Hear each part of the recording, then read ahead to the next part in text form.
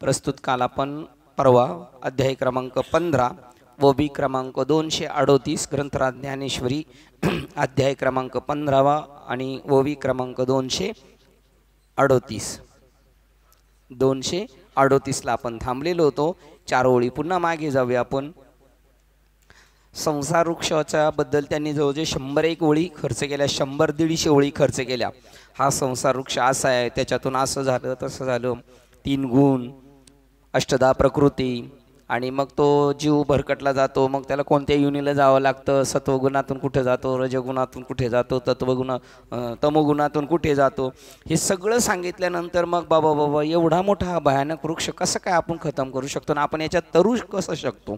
आणि मग हा श्लोक जो सुरू झाला त्या श्लोकामध्ये ते सांगतात, असा काय वृक्ष खरा नाही या संसारात असलेल्या प्राण्यांना, या संसार वृक्षाचे रूप तेथे जसे वर्णिलेले आहे तसे उपलब्ध होत नाही। जसं असं दाखवलंय तसं नाही, याच्यामध्ये त्या 100 ओळी टाकल्यात तसं नाही, पण कोणाला? ज्ञानी माणसाला नाही, ज्याला साधू संतांच्या, ज्याला उजाडलंय त्याला नाही, जोवरी प्रबोध नाही तोपर्यंत उजाडत नाही। त्याप्रमाणे त्या माणसाला एरवी मात्र जे अज्ञानामध्ये खितपत पडले त्यांच्यासाठी मात्र हे आहे। पण जर अज्ञानाने समजा विचार केला फक्त थोडा तर त्याच्यासाठी सुद्धा नाही। पण तेवढी बुद्धी व्हायला सुद्धा परवाच्या त्यांच्या कार्यक्रमानुसार बाप भाग्य कैसे न सरेची कर्म आणि न कळेची वर्म अरे मुडा, परमार्थ फक्त वर्म आहे, ते वर्म चुकले रे जवळीचं असता अंतरी न पाहे पहा। कोण कोण वर्म चुकले त्याच्यामध्ये मोठमोठे साधू संतांची लिस्ट दिलेली, जे हिमालयात जाऊन बसले, कोण कुंडलिनी को खूब सजाए, ब्रह्मरंध्र लेके जाए, पानी पे चलता है फिर भी ओनर कच्चा बेकच्चा नहीं गुरु का बच्चा। म्हणजे केवढं वर्माच्या बद्दल किती हे सगळे जे आटापिटा आहेत ना, त्याच्याबद्दल एक वाक्य ज्ञानोबराय सांगतात किंवा ज्ञानेश्वरीमध्ये सांगतात, लांबून मृगजळाचा मृगजळ पाहिलं आणि पळस सुटला, म्हणला कसं काय तरुण जाणार, आणि म्हटलं मग आपण काय करू, रानामध्ये जाऊ, झाडं कापू आणि त्याची बोट बनवू आणि मग तरुण जाऊ, असं म्हणत असतात। त्याने खऱ्या ओहळामध्ये बुडून मेला। किंवा ज्ञानेश्वर महाराजांचा शेवटचा अभिप्राय त्यांनी सांगितला, स्वतःचं स्टेटमेंट जाता जाता सांगितलं, अभंग आहे, सकळही तीर्थे निवृत्तीच्या पायापा। ही असं सगळं जेवढी तीर्थ आहेत ती सद्गुरूंच्या चरणावर आहेत, असं भाव असल्यानंतर जर तिथेच राहिलो तर, किंवा आपल्या गोरडे बाबांची आठवण होते, नाम आहे जयापाशी जेथे राहील तेथे काशी। पण इथे काय झालं, किंवा सकळही तीर्थे निवृत्तीचे पाया। आणि नामदेव तुकाराम महाराजांचं म्हणणं आहे की सगळी तीर्थ म्हणजे एकला सद्गुरुनाथ, सकळ देवांचे दैवत एकला सद्गुरुनाथ बघा। आणि एवढे मोठे राम असताना सुद्धा राम केले ब्रह्मज्ञानी। तर एक नवीन पिक्चर त्याच्यामध्ये दाखवलं तर यांना सगळ्यांना माहिती होतं, यांनी सगळे ठरून आले होते। ज्यावेळेला सीतेमातेला पळून नेलं तेव्हा लक्ष्मण म्हणतो, राम म्हणतात आता काय करायचं, आपली स्वर्गातली पलटण बोलवा म्हणले। अरे आता आपण राम अवतार आहेत, मनुष्य शरीर धरलेलं आहे, आपल्याला ते मागचं सगळं विचारलं पाहिजे, मागची मदत नाही मागवता यायची, आता आपल्यालाच काहीतरी करावं लागेल। हे सगळं स्मरणात आहे। हनुमंतरायाची त्यांची भेट झाली तर हनुमंतरायांनी काय केलं, सोंग ग्रुप घेतलं आणि हे बच्चे लोक इथं आलेले, तुम्ही 2 जण पहिले इथून जावा, हे जंगल आहे ना मायावी राक्षसांचं आहे। आणि मग ते म्हणले तू कोण आहेस, तर प्रभू रामचंद्र म्हणतात लक्ष्मणाला, हे बी आपलाच माणूस आहे। आणि मग जवळ गेल्या म्हणले काय, तर मग ओळख पटली, मग म्हटले तुम्ही राम आहेत म्हटले वगैरे, मग हे हनुमंत आहे। मग हनुमंतांना विचारलं तुम्ही हे नाटक का केलं सांगा, ते म्हणले मला एक खात्री करून घ्यायची होती। म्हणजे हे सगळं काय आहे, नाटक आहे। ही त्यांना स्मरण होतं ना, आपल्याला काय झालंय, विस्मरण झालेले, आपल्या स्वरूपाचं विस्मरण झालेले, आणि ते स्मरण करून देतो त्याचं नाव नाम आहे। जे आता नाम कशाला म्हणायचं, जे आपल्या स्वरूपाची ओळख करून देते। ओळख करून देण्यापेक्षा आपल्या स्वरूपाचं जे विस्मरण झाले ते ज्याच्या योगाने स्मरण होतं त्याचं नाव काय, केवढी सोपी आपल्याला सूत्र भेटलेले। आणि त्या ज्याच्यातून आपली ओळख नाही होत, विशिष्ट एका दैवताची ओळख होती, राम म्हणलं तर रामाची ओळख होत असेल आणि आत्मारामाची ओळख नसेल होत तर त्याच्यासाठी मग राम तो कालचा। हो बघा, कृष्ण म्हणल्यानंतर आपल्याला जे आकर्षित करते तत्व तो आत्मा मी आहे, याची जर त्याच्यातून ओळख होत असेल तर त्या देवाचं नाम आहे। एरवी मग ती दैवतांची नाव आहेत, आकाराला आलेल्या आकाराला आलेली दैवताचं नामस्मरण करून पुण्य होईल। पुण्य जर ते निष्काम झालं तर हे ज्ञान भेटेल। एरवी ते म्हणतात हे आमचं मायावी शरीर आहे, रामकृष्णाधिक अवतार या विश्वरूपातून येतात आणि सोडून जातात। ते येतात आणि जातात, एक त्रेतायुगात येतो, एक द्वापर युगात येतो, मग कृतयुगात कोण होता तेव्हा नव्हतं नाही का हे कोणी। मग त्याच्या मूळ स्वरूपाला ओळख, किंवा जसं आपण ती गवळण लिगली एका अनलिगली माहीत नाही, पण ओळख मला ग राधे म्हणजे मी कोणाचा कोण, ठाव नाही मायबापाचा कोणाचा कोण, मी कोण आहे मी कोण। आणि हे ज्याच्यातून कळतं तसं संसार वृक्षाचं ज्यावेळेला अस्तित्व कळेल त्यावेळेला आता संसार वृक्ष आहे का? आपण ह्या ज्या ओळींपर्यंत आलोय 238 पर्यंत आहे का संसार वृक्ष? नाही, पण आपल्याला तो सतावतोय। त्याचं कारण काय? आपण अज्ञानामध्ये जातो, कधी ज्ञानात कधी अज्ञानात। जसे गाडीमध्ये बसल्यानंतर हेलकावे बसतात तसं आपल्याला हा रस्ता प्रवास करत असताना जाणीव होती। त्यावेळेला ते काल सांगत होते की वास्तविक हा उपलब्ध होत नाही, याचा अंत कळत नाही। बघा, जेथे वर्णिले आहे तसे उपलब्ध होत नाही, याचा अंत कळत नाही, आणि याचा आरंभ कुठून झाला हेही कळत नाही, आणि याची स्थिती कळत नाही। ज्याची मुळे खोल आहेत त्या क्षणभंगूर संसार वृक्षाला, कसा आहे तो संसार म्हणजे तुमची कल्पना झाली तर क्षणभंगूर म्हणजे काय? तुमच्या दृष्टीने अंगठी आहे आणि सोनाराच्या दृष्टीने सोने, तो जो पाहतोय ना त्या अंगठीला तो पाहतोय काय? क्षणभंगूर आहे। मग तुम्ही आकार स्वतःला समजत असाल तर आकार क्षणभंगूर आहे का आत्मा क्षणभंगूर आहे? हा, क्षणभंगूर नाही भरवसा। काल जसं त्या म्हणल्या की देहाला दुःख आहे, ते म्हणले आत्म्याला नाही। देहाला दुःख आहे, देहाला आहे दुःख, हा असा अभ्यास आहे, हा एकमेकाच्या याच्यामध्ये कळणार। मग दुःख कशाला आहे? मनाला आहे, कारण मन आहे ना, त्याला मान अपमान जन्म मरण ह्या सगळ्या गोष्टी कळतात। ते मन, आणि ते मन सुद्धा वाया मन हे नाव, एरवी ती कल्पनाच सावयव, ती कल्पनाच आहे। आणि मग वास्तव काय? आत्माच आहे। आत्म्याला सुख दुःख नाही। शरीराला जर सुख दुःख असते तर सरणावर चटके दिलेले त्याला कळाले असते, त्याला कळत नाही, ते मनाला कळतं, ते बुद्धीला कळलं जातं। तापलेल्या पाण्याला हात लावला किंवा त्या पातेल्याला हात लावला, चटका लगेच बसतो का? थोड्या वेळाने बसतो, लावल्या हात, पण चटका बसलेला कधी कळतो? लगेच कळतो का? तेवढे संदेश मेंदूपर्यंत जातो तेव्हा ते म्हणतात हात बाजूला काढ, चटका बसलाय। मग ती जी तत्व आहे त्याला ती गोष्ट कळते, त्या आत्म्याला, त्या बुद्धीला। आणि आता मन बुद्धी सुद्धा काय झालेले परत त्याचेच घटक आहेत, पण ते त्याच्यापासून बाजूला झालेत आत्म्यापासून। अत्यंत दृढ मजबूत अशा असंगरूप शस्त्राने तोडून, आणि मग त्याला कसं तोडायचं ते सांगतात का तो आहेच नाही। आणि आपण 38 नंबरच्या ओळीपर्यंत आलो होतो, 1-2-3 ओळी मागे जाऊया। अर्जुना, आकाशाच्या फुलाचा देठ कोणी तोडावा? आकाशात फुल दिसतात, पण मग जर फुल तोडायला गेलो झाडाचं तर तोडता येईल का? ती काय फक्त मायावी कल्पना आहे, मिथ्या आहे, ते दिसतंय पण वास्तविक नाही। मग आकाशातलं देठ आणि फुल जसं खोटं आहे तसं संसार खोटा आहे असं आपल्याला वाटतंय का? नाही वाटत। तेवढं तादात्म्य त्याच्याशी दृढ झालेलं आहे आपलं।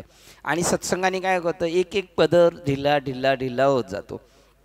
म्हणून ज्या संसारूपी वृक्षाचे स्वरूपे करून अस्तित्वच नाही त्या संसाराला मुलारंभ कुठून असणार? अस्तित्व आहे का त्याला संसाराला? आणि त्याचं मग मूळ कुठून चालू झालं, कधी स्टार्ट झाला आहे का संसार वृक्ष? आता मी म्हणतो चला आपल्याला 5-25 जणांना तरी पटतं का संसार वृक्ष नाही म्हणून? पटतंय का आपल्याला? नाही पटत। तेवढं पटत नाही म्हणजे काय, अनुभूतीला येत नाही ना आपल्या। आता आपल्याला पटेल, पण व्यवहारात गेलो बरं नाही कळालं असं पण आहे का? कळालेले पण काय होत नाही, आपला दृढ निश्चय होत नाही। ज्याप्रमाणे घटोत्पत्तीच्या पूर्वी असणारा घटाचा नाहीपणा, प्राग्भाव, माठ निर्माण करताना कुंभाराने माती घेतली आणि त्याला त्या आता आकाशाला आकार द्यायचा आहे, त्याच्या अगोदर तो नाही का घटभाव, घटचा आकाश नाही का आहे, पण तो तसा नाही आहे, तो त्याच्यापेक्षा वेगळा आहे। ज्याप्रमाणे घटत उत्पत्तीच्या पूर्वी असणारा घटाचा नाहीपणा, प्राग्भाव कोणी निर्माण केल्या वाचून अनादीच आहे, म्हणजे जे आकाश त्या पोकळीच्या आत घ्यायच्या अगोदरपासून सुद्धा निर्माण केल्यापासून पहिलाच आहे, फक्त कुंभारांनी काय केलं, त्याला हे दिलं ना आतमधली ती पोकळी वापरात आणली. त्याप्रमाणे संसार वृक्षाचे मूळ जी माया तिच्यासह वर्तमान हा संसार वृक्ष नाहीपणानेच अनादी आहे असे जाण. आता मी एक तुम्हाला विचारेन, त्याप्रमाणे संसार वृक्षाची मूळ जी माया तिच्यासह वर्तमान हा संसार वृक्ष नाहीपणानेच आहे. काय काय नाहीपणाने याच्यामध्ये सांगितलंय, काय काय नाहीपणाने सांगितलेलं आहे त्याच्यामध्ये. आता मी वाक्य परत वाचतोय. त्याप्रमाणे संसार वृक्षाची मूळ जी माया तिच्यासह वर्तमान हा संसार वृक्ष नाहीपणानेच अनादी आहे असे जाण.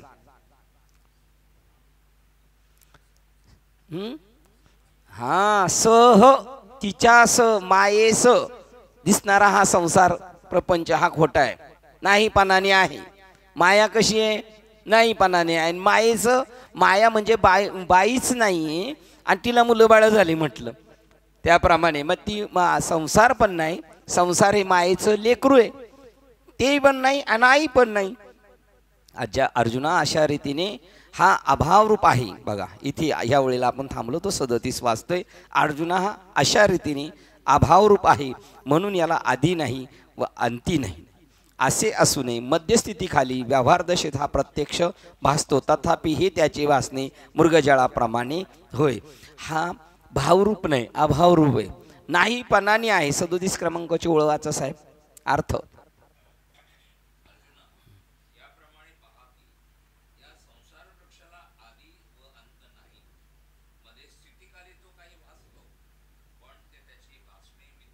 बघा त्याप्रमाणे बघा, अर्जुना ऐसेनी पाही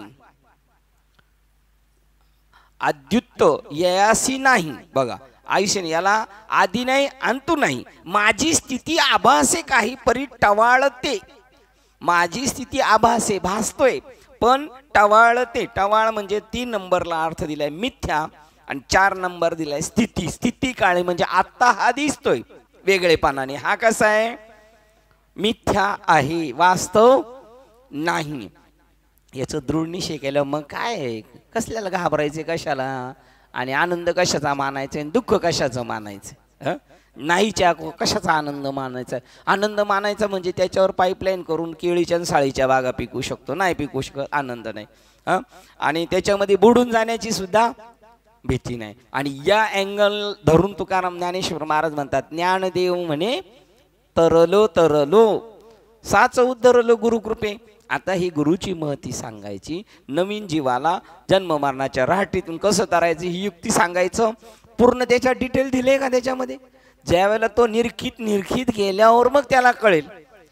आता याच्या अगोदर जर आपण म्हणलं गुरुकडे गेलो आणि मी तरुण गेलो आणि तरी डोक्यात असेल तरुण गेलो तिसऱ्याला सांगताना, हे खरं आहे का खोटं असणार. ज्ञानदेव म्हणे तरलो तरलो आता उद्धरलो गुरुकृपे. मी आता माझा उद्धार झाला आणि मी तरुण गेलो या भव नदीतून. ही वाक्य तिसऱ्या माणसाला समजून सांगण्यासाठी ठीक आहे का वास्तव येते.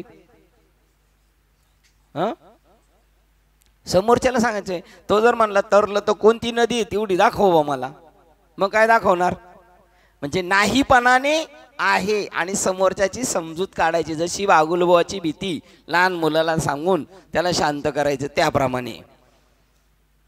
इथपर्यंत काल आलो होतो आपण. आता पुढे पाहूया. कारण मृगजळाची एखादी ब्रह्मगिरी पर्वतापासून उत्पत्ती होऊन ते निघत नाही आणि शेवटी खरोखर समुद्रातही मिळत नाही असे असूनही मध्यांतरी मिथ्या दिसते, म्हणून त्यावेळेला प्रतितीकालीही ते वास्तविक नाही. दिसत असला संसार तरी वास्तविक नाही असा निश्चय करायचा आहे. कपाट करायचे. प्रपंच न झाला प्रपंच आहे परब्रह्म. हे आहे म्हणत असताना तशी त्याची अनुभूती असते का. ते उगच आहे म्हणून म्हणते, आहे लिहिले म्हणून म्हणते का, खरंच आहे, खरं काय आहे ते आहे ना. काय मृगजळ आहे का परमार्थ आहे, प्रपंच आहे का परमार्थ आहे, हा सगळा नटलेलं आहे की नाही. न झाला प्रपंच, किती आत्मगानं, किती कॉन्फिडन्सने बोलणे. आणि म्हणून त्यांना मंबाजीबाऊंनी मारलं. गाथा बुडून द्या म्हटला. गाथा बुडून द्या म्हणलं. आपण तर नाहीच द्यायचं बुडून. आपली ती छोटी वही सुद्धा आपण कोणाला देणार नाही हातातून. का? हे बुडवणं तरी कुठं खरंय आणि वही तरी कुठे करे, सगळं मायाचे नाही इथून तिथून. म्हणजे म्हणत असताना आपल्याला त्याची जाणीव तेवढी आलेली बाय. न झाला प्रपंच हे म्हणत असताना भांडणं जरी चालू असली तरी त्यावेळेला विचारलं मग भांडणं कशी काय आहेत, त्यावेळेला सुद्धा म्हणायची भांडणं सुद्धा झालेली नाही तर होतं नाही, मी चालले हा तुझा भ्रम आहे, मी आपली मजाच करतोय म्हणायचे. न झाला प्रपंच आहे हे कशाने कळालं? अहम सोम ब्रह्म आकळले. प्रतितिकाली वास्तविक नाहीच, त्याप्रमाणे संसार वृक्ष हा अधिकाली नाही व अंतीही खरोखर नाही आणि मध्ये दिसला तरी तो नाहीच. आता बघा बरं, जर मोठा महात्मा आपल्या पुढे असला तो म्हणला तरुण गेलो भाऊसागर, तरुण गेलो, कशाची चिंता आहे? भाऊसागर असला तरी पाणी कुठपर्यंत आहे? कमरेपर्यंत आहे, असं देवानी सांगितलं कमरेवर हात ठेवून. तर तो म्हणेल चांगलं, तू मस्त प्रोग्राम चांगला, कार्यक्रम चांगला करतोस. काय करतोय तू? नटाची भूमिका चांगली करतोयस तू, तुला जे काम दिलंय ते करतोय. पण जर बाजूला घेऊन विचारलं खरंच कार्य तसे काय, तर जर त्याला खरोखर माहीत नसेल तर तो कन्फ्यूज होईल, तो वक्ता सुद्धा कन्फ्यूज होईल. आहे का मग नदी? काय प्रमाणे ज्ञानेश्वरी मधलं 7व्या अध्यायातल्याकडं तुमच्याकडं हा, त्याच्यात आईलीच धडी सरले माया जाळ, ए माया जळ पाणी वगैरे हे आईलीच धडी सरले, येणे उपाय जे बसले तेच माझी माया तरले, ऐशी वक्तव्य पाहिले बहुच नाही त्याच्यावरचे ते उपरतीच्या वावेसील सोमभावाचे थावे ते अनकळीत निघाले नाही. येथे एकच लिहिता तरले जे सर्व भावे माझे बसले, त्या आईलीच धडी सरले, येणे उपाय जे बसले कोणत्या उपायाने? तेच माझी माया नदी तरली. आणि हे बी तुम्हाला आपल्याला नादी लावायचं म्हणून ज्ञानेश्वरी साधकासाठी अमृतानुभवामध्ये गेलं तर तरले नाही बुडले नाही. कोण बुडतंय कोण तरतंय हा आपला पण अनुभव झाला पाहिजे. एक दिवशी आपल्या शेवटच्या क्षणाला असा अनुभव येणार, त्यावेळेला समाधी घेणार घेईन याला याच्यासाठी किंवा नाम घ्या हेच करणे आम्हा काम. अरे कोण बुडतंय कोण तरतंय दिसतंय पण खरं नाही. पिक्चर मध्ये नगर पेटले किंवा नगरात वाहून गेले लोक, लय पाऊस झाला म्हणून, कोण मेले त्याच्यातलं? नाही मेलेले, ही त्याला कळतं त्यावेळेला तर म्हणून ते म्हणतात अवघेची त्रैलोक्य आनंदाच्या. याप्रमाणे संसार वृक्ष हा आदिकाली नाही, अंतीही खरोखर नाही आणि मध्ये दिसला तरी तो नाहीच. तात्पर्य कोणाच्याही काली हा नाही नव्हे, त्याचे तत्वता अस्तित्वच नाही, त्याची तत्वता अस्तित्वच नाही. किती सकारात्मक जसं म्हणतात ते नाहीच. परंतु त्याच्या लटकेपणाचा काय चमत्कार सांगावा की हा नसून आहे असा भासतो म्हणून मिथ्या आहे. पा 39 तैसा आद्यती कीर नाही आणि साचची नोहे कही परी लटकेपणाची नवाई पडी भासेगा. बघा, नसून सुद्धा तो नाहीच तत्वता नसताना सुद्धा, म्हणून न झाला प्रपंच एक झाला होता. ही वार्ता समूळ हे कोण म्हटलेलं आहे? हे कोण म्हणलेले? हे कशातले प्रमाणे कोण म्हटलेले? भागवत मधले कोण म्हटलेले? न झाला प्रपंच एक झाला होता, ही वार्ता समूळ मिथ्या. का पुढे होईन मागुता कल्पांती घडे ना, हे कोण म्हटलेले?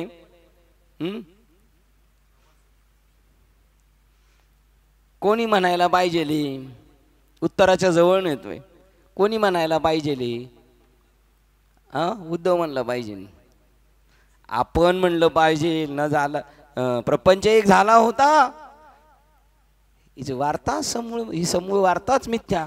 पुढे होईन मागुता कल्पांती कदा घडे ना, कधीच नाही. हा आपला निश्चय झाला पाहिजे. काही सांगायसाठी आहे, हे सांगण्याचे शास्त्र आहे. हे सांगण्याचे शास्त्र आहे. काय वाक्य आहे हे? साचची बोलाचे आहे शास्त्र. शास्त्रा निवृत्ती होय. साचच बोलाचे सासचे बोलाचे आहे शास्त्र, पै संसार नाही जिने तिथे हे शस्त्र, आणि आत्मा कधीच न होती अवतीर्ण अक्षरे ये. अशीच ही बावळट आहेत ना सगळी सर्किट कोबडीची. संसार जिंकता येत नाही. संसार म्हणजे डेंजर. आत्मा बापदादाच्या जन्मात मिळूच शकत नाही यांचं असं पूर्ण. असे नपुसक असे वानझुटी लोक जर सांगायला असली तर कधी निर्माण होईल. असा होता ह्या ओवी म्हटलो नाही, उलटी ओवी असे होते शल्य कर्णाचे सारथ्य करणारे. है तू जिंकणार आहेस काय, आरशात जाऊन तोंड बघ पुढ, अर्जुन कुठं तू कुठं. त्याच्यामुळे त्याच्यामधलं शौर्य वाढवायच्या ऐवजी काय करत होतं, त्याचं खच्चीकरण करत होता. आणि भगवान श्रीकृष्ण अर्जुनाचं खच्चीकरण झालंय, रथावरून खाली पडलाय, धनुष्य टाकून दिलंय, उठ घे धनुष्य, तो हा संग्रामू हरू जिंकिला. शंकराला हरवलं निवांत आणि कवचाचा ठाव बिडीला. तो हा पवाडू केला गंधर्वासी, तू साधा आहे का, तू लय मोठा माणूस आहे, उचल धनुष्य. ही मार्गदर्शन करणार असा पाहिजे. असा मार्गदर्शक असेल तर जगाचं सहज कल्याण होईल. कल्याण त्यांना कल्याणही नाही, त्यांचं वाटोळही नाही, याची त्यांना खरी जाणीव होईल, वास्तविक स्वरूपाची जाणीव होऊ शकते. लटकेपणाचा चमत्कार काय सांगावा, हा नसून आहे असा भासतो म्हणून मिथ्या आहे. इंद्रधनुष्य ज्याप्रमाणे नाना प्रकारच्या रंगांनी भरलेले दिसते, त्याप्रमाणे हा संसारूपी वृक्ष नेणत्यास अज्ञानास आहे असा वाचतो. कोणाला वाचतो, अज्ञानाला. आणि आपल्याला काय झाले, झालं ना ज्ञान झाले की नाही आपल्याला. आपल्याला शब्दशः झाले का वास्तव झाले, आहे का संसार वृक्ष. आणि त्या संसार वृक्षामध्ये मी रामजीनगरमध्ये रिक्षा चालवतोय आपण, आणि मी हनुमाननगरमध्ये तुम्ही रामजीनगरमध्ये, हे खरं आहे का, खरं आहे का हे. आणि मग तुम्ही जर पुरावा दाखवाल जर मोबाईल मधला, तो तरी कुठं खरा आहे, तोही पुरावा खरा नाही ना. हा दिंडीला होता हे खरं नाही. खरं काय, मग तू का म्हणे कैसे, हे असं आहे आंधळे जन गेले विसरून खऱ्या देव. खरा देव काय, देव देते देव घेते, देवासवे व्यवहार येते, हे खरं वास्तविक स्वरूप आहे. आणि ह्याच्याही पुढे गेल्यानंतर काय होय ना काय जाय अशी परिस्थिती. असा हा संसार वृक्ष आपल्या स्थितीच्या वेळेस अज्ञानाच्या डोळ्याला आपल्या सत्यत्वाची भूल पाडून चकवितो. काय करतो, चकवा देतो, तो फसवतोय संसार आपल्याला. आणि आपण त्याच्या काय जातो, आरी जातो, फसलं जातो आपण. जसा बहुरूपी हा कफनी सोंग धारण करून लोकांच्या डोळ्याला आपल्या चातुर्याने बोलवतो. बघा बहुरूपी काय करतो, पोलीसचा ड्रेस घालून येतो, फसवेल ना एखाद्या माणसाला, पोलीस आले घरी म्हणून, ठीक आहे, चातुर्याने फसवतो. पण वास्तविक तो आहे का, नाही. आणि आकाशाच्या ठिकाणी नसलेलाच निळेपणा दिसतो, तसा दिसेना का, त्यात तरी काय खरेपणा आहे काय, दिसू दे ना. दिसला तर दिसला, संसार तर कुठं बिघडला आपलं. बाबा म्हणतात काय हरकत आहे, संसारात पडलो तरी काय नुकसान झालंय आपलं, प्रॉफिट पण नाही लॉस पण नाही त्याच्यामध्ये. उलट आहे ना, काही सुविधा मिळाल्यात आपल्याला त्याच्यामुळं. आकाशात निळेपणा असलं तर असू द्या, पाण्याचा निळेपणा असला तरी असू द्या, दिसे ना का, त्यात तरी खरेपणा आहे का. ते दिसणे ही एका क्षणात होते व नष्ट होऊन जाते. स्वप्नातले पदार्थ वस्तुता लटके असून सत्य आहेत असे मानले तरी ते एकसारखे टिकून राहून कायमचा निर्वाह होतो का. स्वप्नात राजा झालो आणि मोठा राजा झालाय, आणि सकाळी पाहिलं तर कुठं आहे तो, झोपडीत पडलेला आहे तो. मग ते तरी कुठं खरं आहे, तसं हे तरी कुठं खरं आहे. म्हणून स्वप्नीचे चेले जाईल रे. स्वप्नातलं जसं आहे त्यावेळेला खरं वाटेल. स्वप्नात स्वप्न कसं वाटतं आणि जागे झाल्यावर. आणि जर आता आपल्याला हा प्रपंच कर खरा वाटत असेल तर आपण कसे, झोपेत पडलेलं स्वप्न आहे, अजून जागे झालेलो नाही. स्वप्नातले पदार्थ वस्तुता लटके असून सत्य आहेत असे मानले तरी ते एकसारखे टिकून राहून कायमचा निर्वाह होतो का, तर नाही. त्याप्रमाणे हा आभास मात्र संसार वृक्ष वस्तुता नाही.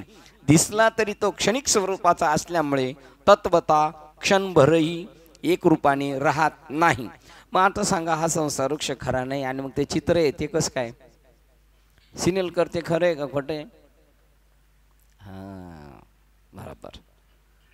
कधी खोटं ठरेल हे, खोटं कधी आहे, ज्ञान झाल्यानंतर. कोणतं ज्ञान झाल्यावर, आत्मा कळाल्यानंतर. सर्वागटी राम अंतर हे आत बाहेर, आत आणि बाहेर दिसतो तिथे पण, आणि जिथे नाही दिसत तिथे सुद्धा तोच आहे असा जेव्हा भास होणार त्यावेळेला हे सगळं खोटं होणार, त्यावेळेला सगळं संपलं. नाही काय बोलायचं, फुटे उगत बनवलं, पण आता कळालं. हे पहिलं नव्हतं, हेही कळत नव्हतं, आता हे कळालं आणि मग कळून खोटं ठरवलेलं आहे की नाही. हा मग बरं झालं बनवलं तुम्ही, नाही तर हे असं आहे हे कळालं नसतं. आता हे कळालंय आणि मग घाबरलो किती वेळा जन्मा यावी, आणि मग चौकशी करायला गेलं, अरे काय नाही बाबा टेन्शन घेऊ नको, चल क्लिअर करून टाकतो. भीती वाटली ना, मी आहे ना, आता काळजी करायचं नाही, चल लाग काबाला. एवढा सोपा आहे. एकसारखे टिकून राहून कायमचा निर्वाह होतो का, तर नाही. त्याप्रमाणे हा आभास मात्र संसारोक्ष वस्तुता नाही. दिसला तरी तो क्षणिक स्वरूपाचा असल्यामुळे तत्वता क्षणभरही एक रूपाने राहत नाही. हा संसारोक्षाचा आभास चांगला आहे असा वाटतो, आणि म्हणून विचार करून वस्तुता घ्यायला गेले असता तो कोठेच आढळत नाही. जसे माकड चेष्टा करते त्याप्रमाणे जलात दिसणाऱ्या त्याच्या प्रतिबिंबाचेच ठिकाणी चेष्टा दिसतात. जसे माकड चेष्टा करते त्याप्रमाणे जलात दिसणाऱ्या त्याच्या प्रतिबिंबाच्या ठिकाणी चेष्टा दिसतात, म्हणून त्यास धरण्याकरता माकडाने प्रयत्न करावा. काय जुळत नाही बघा बरं. जसे माकड चेष्टा करते त्याप्रमाणे जलात दिसणार त्याच्या प्रतिबिंबाच्या ठिकाणी चेष्टा दिसतात, म्हणून त्यास धरण्याकरता माकडाने प्रयत्न करावा. 44 गीत करावं म्हणतात ना, बघू ना. देखता आहे आवडे घेऊ जायचे तरी नातोडे, तैसा जैसा टिकू की जे माकडे जळा माझे. पुढे गेलं, लाटांच्या एकामागून एक होणे आणि त्वरा कमीच आहे, ते विजेचे चमकणे हा आहे. तर त्यापेक्षा बघा हा संसार वृक्ष कसा आहे, झाडावर माकड आहे आणि त्यांनी खाली डुकून पाहिलं, झाड कुठे आहे, खाली आहे, नदीच्या किनाऱ्याला आहे, आणि त्याचा शेंडा कुठे गेलाय, पुढे असा, आणि त्यांनी खाली पाहिलं तर म्हणलं दुसरं माकड पडले, आणि त्याला पकडायला गेला तर उलट अटकलतो. तसा आहे हा संसार वृक्ष.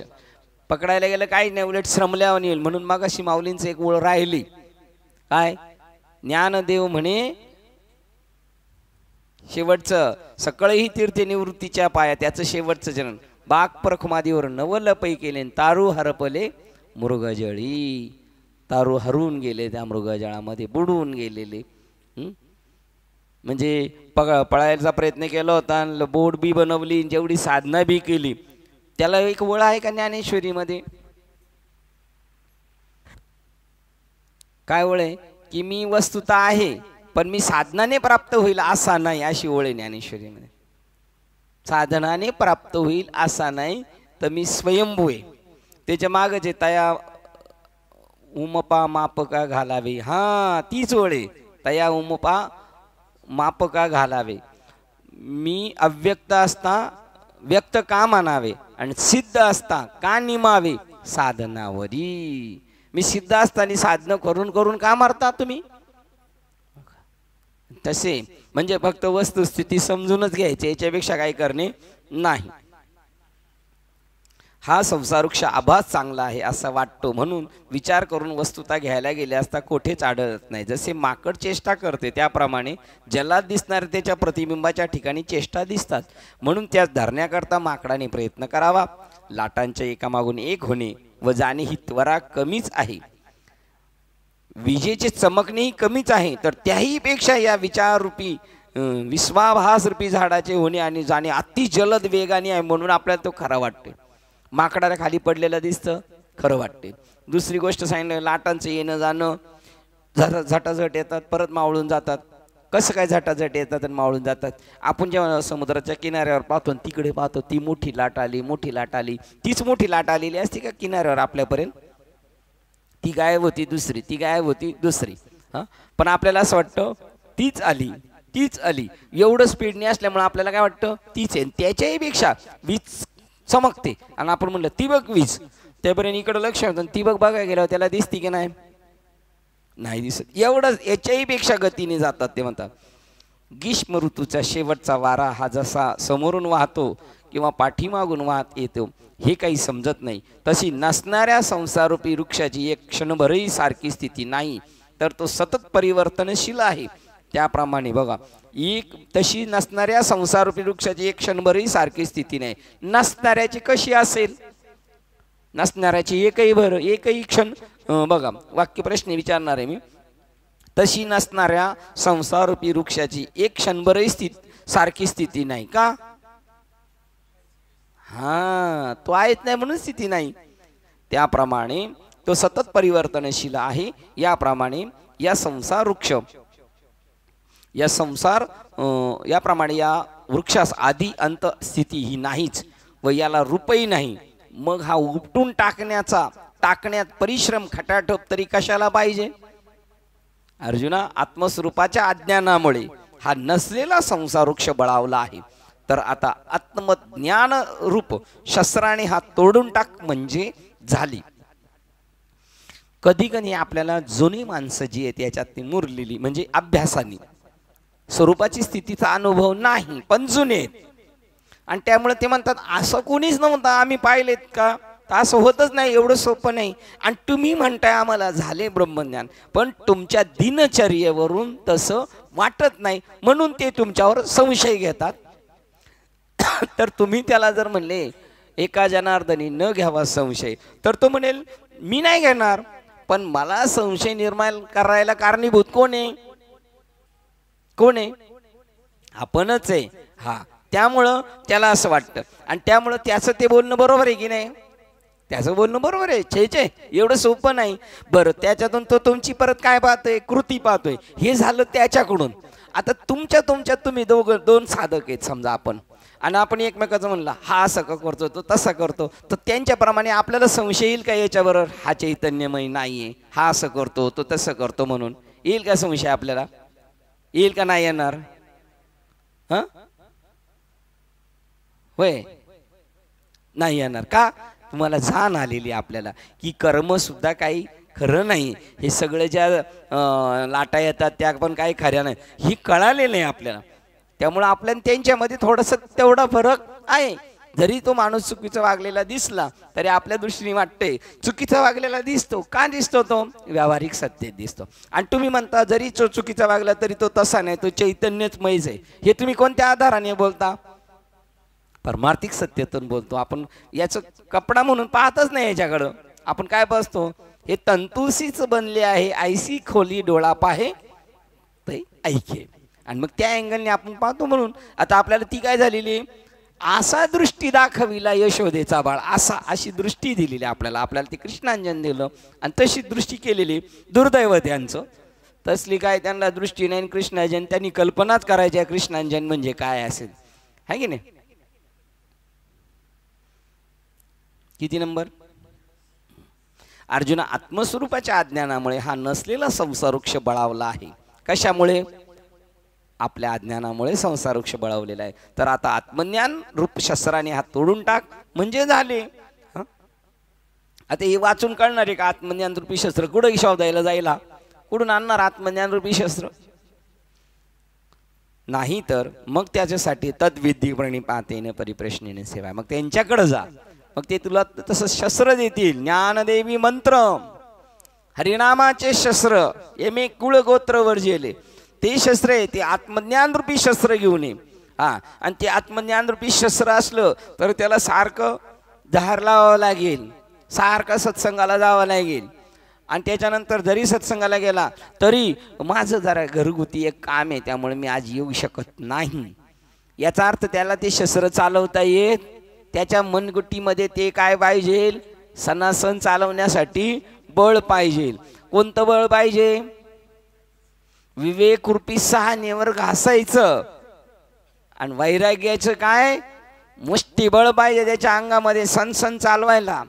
हे आपल्या माणसाने कधी सांगितलं नाही पाहिजे. आलं असतो पण काम होतं, काम असलं तरी सांगायचं नाही. हे काम नाही का मग आपलं? हे तर महत्वाचं काम आहे की नाही? हे महत्वाचं काम आहे आपलं. आणि हे काम आज नाही केलं तर उद्या होऊ शकतं की नाही पुढच्या जन्मात?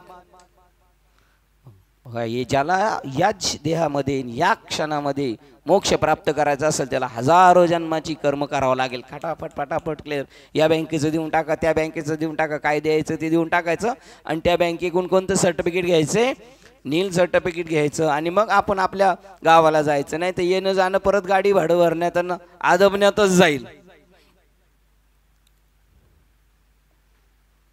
नाही तर कारण जे ज्याच्या अज्ञाने करून भासते ते त्याच्याच ज्ञानी करून निवृत्त होते, अन्य कशाने होत नाही असा नियम आहे. रश्शीच्या अज्ञानामुळं काय वाटला साप, आणि रश्शीच्या ज्ञानाने काय होणार, साप मरून जाणार. तसं ज्याच्या कारण जे ज्याच्या अज्ञाने करून भासते ते त्याच्याच ज्ञाने करून निवृत्त होते, अन्य कशाने होत नाही असा नियम आहे. म्हणून वाचोनी ज्ञानाविने एक उपाय करशे. त्याला ज्ञानच झालं पाहिजे का. तिथं समजा आता रशीवर साप पडलाय म्हणले जर 11 सत्यनारायणाच्या महापूजा घातल्या तर होईल, साप जाईल निघून, नाही जाणार. उलट बामणाचं कल्याण होऊन जाणार आहे का नाही. मी अशी कशी बनी बघा, ब्राह्मण बी फसवील आणि हे ब्राह्मणाला फसवतील. 11 सत्यनारायणाच्या पूजेला त्याच येणार, परत पहिल्या पूजेला ज्या होत्या ना सुपाऱ्या खारका त्याच येणार. त्या इकडून दुकानात जाणार, काकाकडून दुकानात जाणार, दुकानातून आपल्याकडे येणार, परत आपल्याकडून कुठं जाणार. इथे एक माणसाने सांगितलं होतं खास एक दुकान आहे गोपाळ गल्लीमध्ये, त्यांनी पुड्याच बनवून ठेवलेल्या आहेत. एकदम सुकलेली खारीक, म्हणजे तिचं बीचं फक्त थोडंच मध्ये थोडंच त्याला काय म्हणतात त्याला माल थोडा आहे, बाकी नाही तर काय तिची टकलेली पूर्ण खारीक.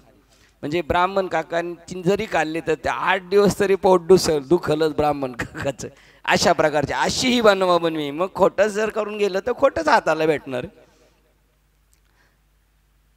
कारण जे अज्ञान करून भासते ते त्याच्याच ज्ञानाने निवृत्त होते, अन्य कशाने होत नाही असा नियम आहे. एका ब्रह्मज्ञाना वाचून संसार वृक्षाच्या छेदनाचे जेवढे म्हणून उपाय तू करशील तितके सर्व उपाय बंधनकारक असल्याने या वृक्षात संसारात अधिक अधिक तू गुंतून पडशील. तीच ओळ असणार 99%. 49 बरोबर. ज्ञाने वाचून एक उपाय करशी जितुके ती गुंफसी अधिके रुकीये. नाही ज्ञान नको आम्हाला, आम्हाला अज्ञानच बरं आहे. काय येडपट डोक्याचे आहेत काही कळा नाही. स्वतः नाही तर ती आप डुबे तर डुबे, साथ यजमान को लेके डुबे. असे मार्गदर्शक मिळालेले आहेत आपल्याला सगळ्यांना. ज्ञान बिन काय नाही, आपलं आहे तेवढंच करत राहायचं, त्यांचं काय ऐकायचं नाही. एरवी पुन्हा वाचतो मग या संसार वृक्षाच्या तू किती खांद्यानं 49 नाही तर कारण ज्या बघा एक ब्रह्मज्ञाना वाचून, किती वाक्य महत्वाचं आहे. ब्रह्मज्ञाना वाचून, तिथे ब्रह्मज्ञान लिहिलंय का साहेब, नाही फक्त ज्ञाना वाचून लिहिलेलं असेल किंवा आत्मज्ञान लिहिलंय का, ज्ञाना वाचून लिहिले. बघा साखरे बाबाची ही मेहरबानी. एका ब्रह्मज्ञाना वाचून संसार वृक्ष छेदण्याचे जेवढे म्हणून उपाय तू करशील तितके सर्व उपाय बंधनकारक असल्याने या वृक्षात संसारात अधिक अधिक अधिक तू गुंतून पडशील. जसा करगोट्याचा गुंतवणा काढायला गेला का तो अजून गुंतवणा वाढत जातो. मग या संसार वृक्षाच्या तू किती फांद्यांवरून हिंडशील आणि तसाच वरच्या आणि खालच्या आणि अगणित फांद्यांवर हिंडत बसशील, तेही किती याचा नेम नाही. म्हणून या संसार वृक्षाचे मूळ जे अज्ञान ते तू यथार्थ ज्ञानाने छेदून टाक, दुसरा उपाय नाही. 50ची ओळ बघू आपण, ती आहे का. मग ती ओळ नाही घेतलेली आपण तिकडे बघा. मग किती खांदो खांदी या हिंडावया ऊर्ध्वी अधि म्हणून मुळची अज्ञान म्हणून मुळची अज्ञान छेदी सम्यक ज्ञानी. हे दुसरं वाक्य बरं का. सम्यक ज्ञाने येणे उपाय असे 18व्या अध्यायात ओळे. सम्यक ज्ञाने पाविजे या ठाया 18व्या अध्यायात निवडा कोळीमध्ये. सम्यक ज्ञानी म्हणजे आत्मज्ञानाने जीव ब्रह्म ऐक्य ज्ञानाने. हा मग एका महाराजांनी त्या सप्त्यात सांगितलं ना, काला म्हणजे जीव ब्रह्म ऐक्य ज्ञान. अरे पहिला आपल्या आपल्यातला अहंकार जाऊ द्या म्हटले ते.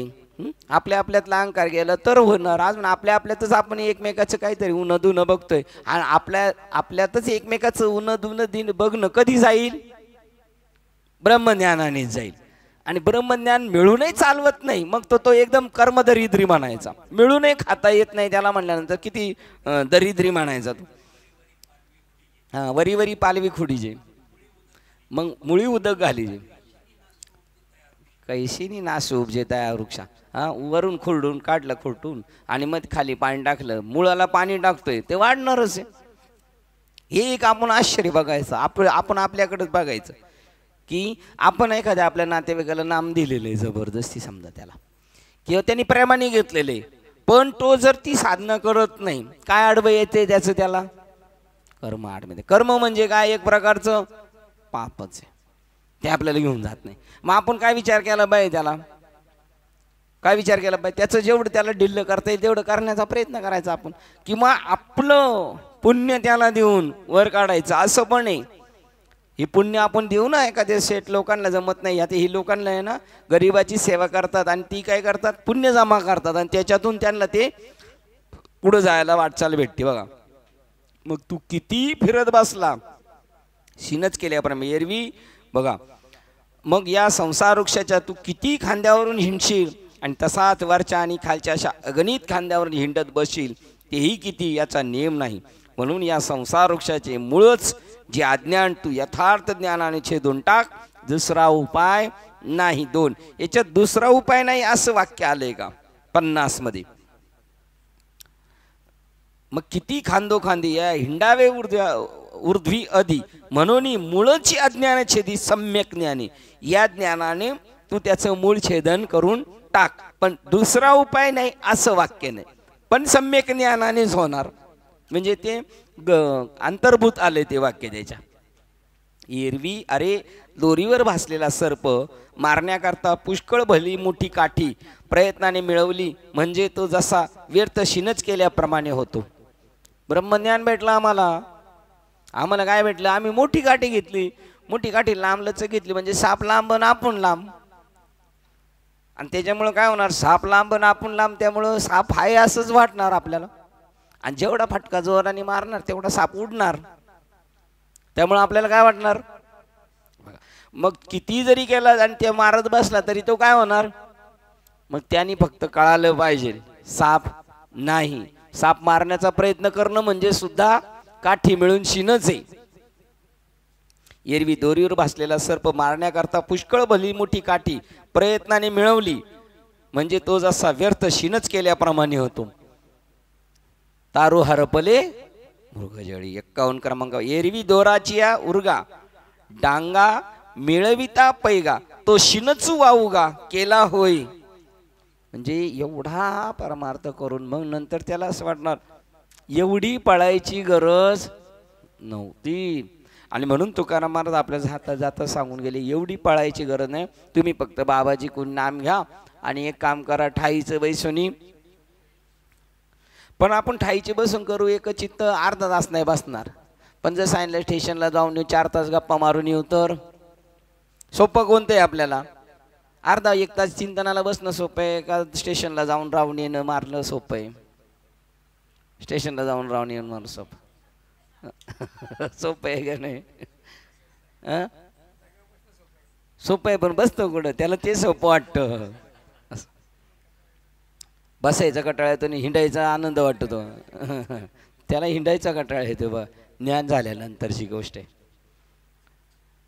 अरे दुरी तरी तो व्यर्थ शिनच आहे. किंवा मृगजळाच्या मोठ्या नदीतून तरून जाण्याकरता नाव शोधण्याची रानोमाळ धावाधाव करीत असता अरण्यातील एखाद्या खऱ्या ओढ्यातच जसे एखाद्याने बुडून जावे त्याप्रमाणे वीरा अर्जुना या लटक्या संसाराच्या निवृत्तीचा ज्ञानाशिवाय अन्य उपाय करीत असता मनुष्य भ्रम पावतो आणि त्यावेळी आपल्या खऱ्या ज्ञानाचा लोप होऊन त्यामुळे त्याच्या अंगात संसार सत्य आहे असे जे वारे भरलेले असते ते अधिकच वाढून तो स्वतः मृत्यू पावतो. तरावया मृगजळाची गंगा हे आहे ओळ, दोन्ही लागी धावता दागा, माझी ओहळे बुडीचे पैगा साच जेवी तेवी नाथलिया संसारा. कसा? नसलेल्या संसारा उपायी जाच तया विरा आपण पे लोपे वारा विकोपी जाय. त्याला त्याला नाश करता करता करता याचा नाश होतो, पण त्याला वास्तव कळत नाही. म्हणून हे धनंजय, स्वप्नात लागलेल्या तरवारीच्या घावात ज्याप्रमाणे जागृत होणे हेच औषध आहे, त्याप्रमाणे या संसाराची अज्ञानापासून उत्पत्ती आहे. त्या अज्ञान मुळाचा छेद करण्यास ब्रह्मज्ञान हेच खड्ग पाहिजे. आता समजा आपल्याला झोपेत कोणी वार केला तर कोणत्या हॉस्पिटलला जायला पाहिजे? उठण्याच्या जागेवर जायला पाहिजे, उठण्याच्या हॉस्पिटलमध्ये जायला पाहिजे, आहे की नाही? 54 नंबर बघा. मनोनी स्वप्नीच्या घाया ओखद चेवणी धनंजय, तेवी अज्ञानमुळे या ज्ञानाची खड्ग. ही ज्ञानरूपी खड्गच केवळ तुम्हाला आपल्याला सावध करू शकतो. ही आपल्यावर पुण्य याच नावे. केले उपकार काय मी सांगू, काय सांगू शकतो केले उपकार? अजून मला तुमच्याशी बोलताना कळलं, केले उपकार सांगू मी काय? काय उपकार केले? ब्रह्मज्ञान दिले. मग सांग ना मला, मग काय करायचं? केले उपकार सांगू काय? सांगता येत नाही ना काय उपकार केले ते. आता आपल्याला असं वाटतं काय काय उपकार केले त्याच्यातले सांगू, नाही नेमका काय उपाय केला तो सांग. मग सांगू शकतो का आपण? नाही, आपण नाही सांगू शकत. बाबांनी काय सांगितले? कोणाला सांगायचं नाही. भाऊ काय ओळीचा अर्थ केले उपकार सांग, बापांना करी यायचं. आमच्या आईबापांनी नाही केलं. मग आईबापांनी नाही केलं म्हणजे काय? काय केलं नाही आईबापांनी? ते करू शकत नाही ते. आणि मग त्यांनी तुम्हाला दिलं कसं काय? आईबापांनी नाही दिलं, मग त्यांनी कसं दिलं?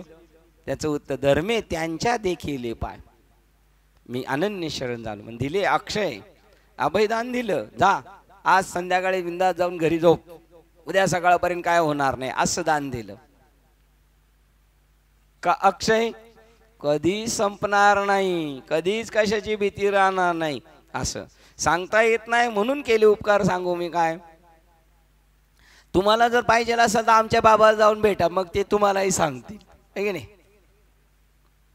परंतु तेच ज्ञान खड्ग सहज धारण करता फिरवता येईल असे बुद्धीस वैराग्याचे नित्य नवे व अभंग न खचणारे बळ असावे लागते.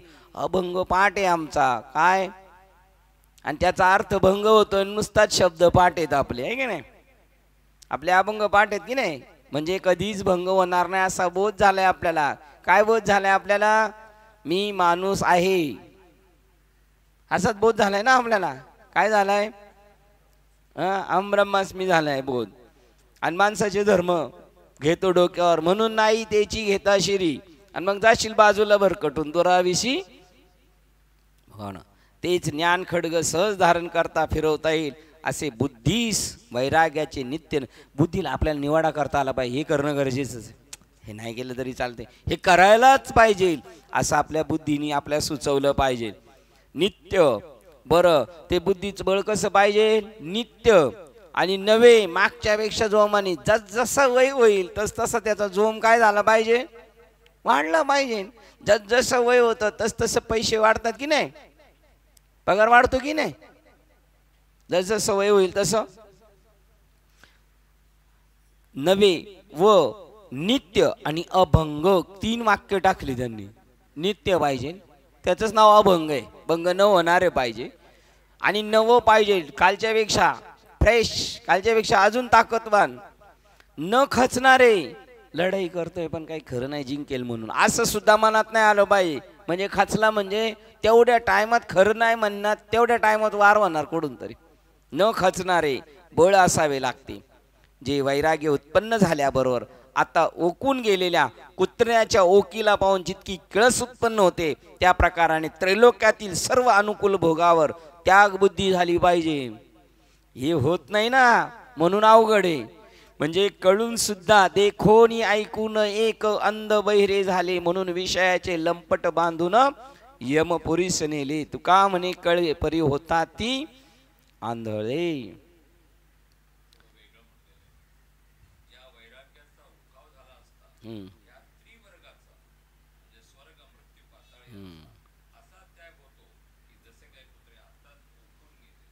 बरोबर. आता आपण इकडे जाऊ. उठले वैराग्य जेने हा त्रिवर्गू ऐसा सांडणे. त्रिवर्गू त्यांनी काय दिले आणि इकडे काय दिलेले?